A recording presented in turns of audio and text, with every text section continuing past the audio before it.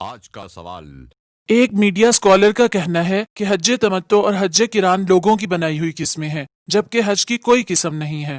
قرآن و حدیث کی روشنی میں اس موقف پر آپ کی کیا ریسرچ ہے؟ کیا کیا جائے جی، غلطی ہے، مضامین کی کوئی حد نہیں ہے۔ حج حج ہے، عمرہ عمرہ ہے، اس کی کوئی قسمیں نہیں ہوتی۔ یعنی یہ جو قسمیں لوگوں نے بنا لی ہیں، یہ معلوم نہیں کیسے بنا لی، تو میرے نزدیک حج کی کوئی قسم نہیں ہے۔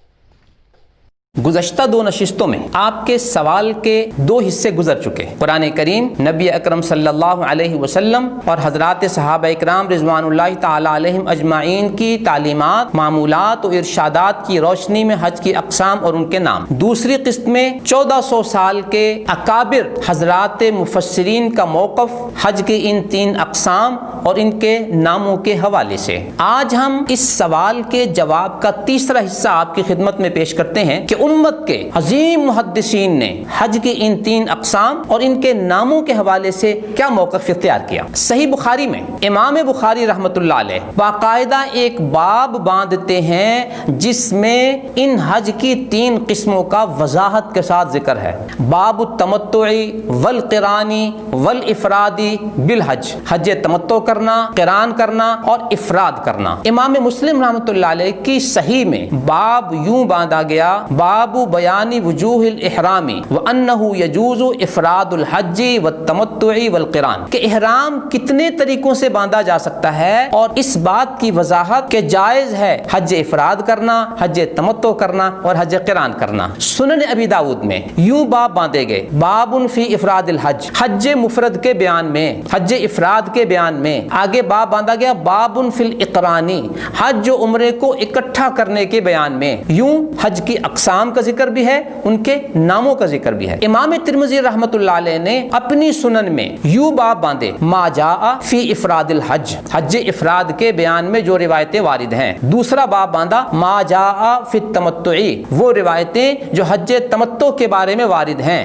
تیسرا باب باندھا ما جاء ان القارن یطوف طوافا واحدا، اس بات کی وضاحت کرتے ہوئے کہ حج قران کرنے والا شخص ایک طواف کرے گا۔ پانچویں نمبر پہ امام نسائی رحمۃ اللہ علیہ نے باب یوں باندھے، افراد الحج، حج افراد کرنا، القران، یوں حج کی تین اقسام اور ان کے ناموں کا ذکر فرمایا۔ چھٹے نمبر پہ امام ابن ماجہ نے اپنی سنن میں یوں باب قائم کیے، باب الافراد بالحج، حج افراد کے بیان میں، باب من قرن الحج والعمرۃ، جس نے حج و عمرے کو ملا کر قران کر لیا اس کے بیان میں، باب التمتع بالعمرۃ الی الحج، حج اور عمرہ کر کے تمتع کرنا۔ ساتویں نمبر پہ مشہور محدث امام ابن حبان نے یوں باب باندھے، باب القران باب التمتع، قران کا علیحدہ باب، تمتع کا علیحدہ باب۔ امام بیہقی رحمۃ اللہ علیہ نے باب المفرد والقارن کا عنوان باندھا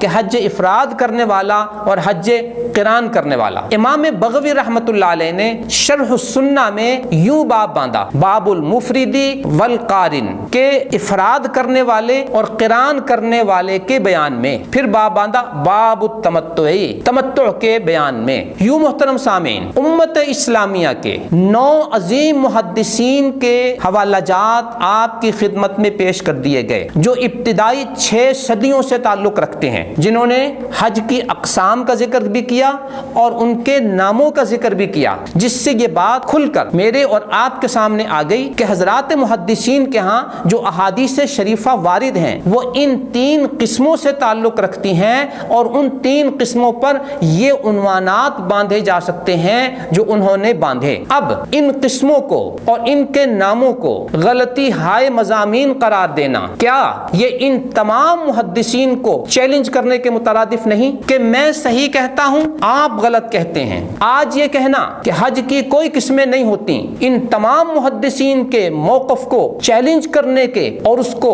انکار کرنے کے مترادف نہیں ہے۔ آج محدثین کے ان ابواب کو نظر انداز کرتے ہوئے یہ کہنا کہ یہ قسمیں لوگوں نے بنا دی، تو محدثین لوگوں کی بیان کردہ حدیثوں پر باب باندھتے ہیں یا نبی اکرم صلی اللہ علیہ وسلم کے ارشادات و فرمودات پر یہ باب باندھتے ہیں؟ الغرض ایک طرف ان عظیم محدثین کا موقف ہے اور دوسری طرف آج کے ایک میڈیا اسکالر کا موقف ہے جو ان اقسام کو اور ان کے ناموں کو غلطیاں قرار دیتا ہے اور یہ کہتا ہے کہ حج کی کوئی قسمیں نہیں ہوتی، اور یہ کہتا ہے کہ یہ لوگوں نے بنا لی ہیں اور میرے نزدیک حج کی کوئی قسمیں نہیں ہیں۔ اب صورتحال دلیل و برہان اور حوالے کے ساتھ وہ آپ کے سامنے ہے کہ حج کی اقسام ہیں یا نہیں، اور حج کی اقسام کے نام محدثین سے منقول ہیں یا نہیں، اور ان کا انکار کرنا اس کی کیا حیثیت ہے۔ اب ایک طرف محدثین کا موقف اور ایک طرف آج کے میڈیا اسکالر کا موقف ہے۔ ہم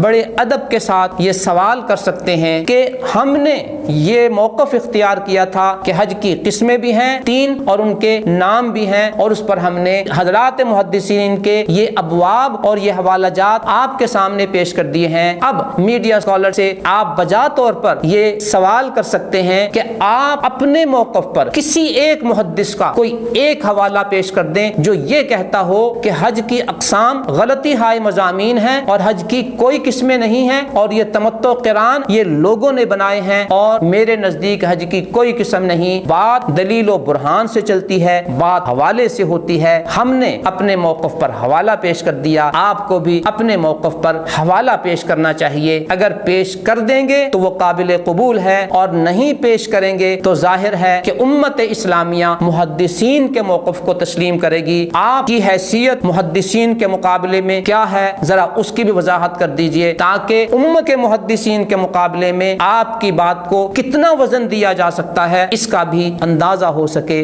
دعا ہے اللہ رب العزت ہمیں امت اسلامیہ کے جو عظیم محدثین ہیں ان کی بیان کردہ تعلیمات اور ان کے بیان کردہ فرمودات اور ان کے موقف کے ساتھ وابستہ رہنے کی توفیق عطا فرمائے، اور آج اپنے طور پر اس طرح کی باتیں جو اسلام کی طرف منسوب کی جاتی ہیں قرآن کے نام پر، اللہ رب العزت ہمیں ایسی خود ساختہ تعلیمات سے محفوظ رکھے اور ہمیں بچائے رکھے، آمین ثم آمین۔ نظروا للطيبة ونور طه يسطعون